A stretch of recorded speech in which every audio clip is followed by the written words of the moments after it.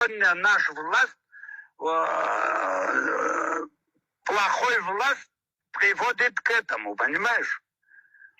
А этот власть мы намерены. Ты не думаешь, что сегодня так происходит пока, но мы никогда задний ход не дадим.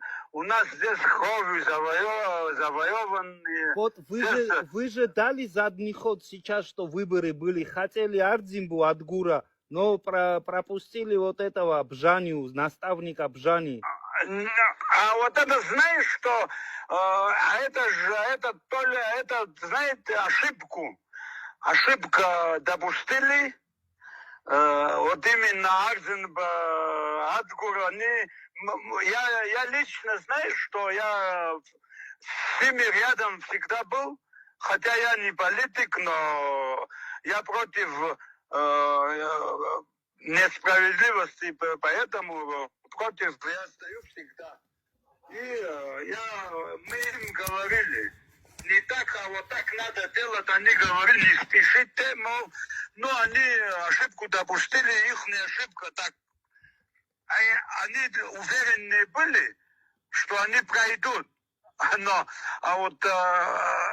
когда власть на отставку говорили, мы им говорили, не 2 человека в отставку, все, чтобы в отставку ушли, можно было добиться. Мы могли бы добиться, потому что у нас в руках было.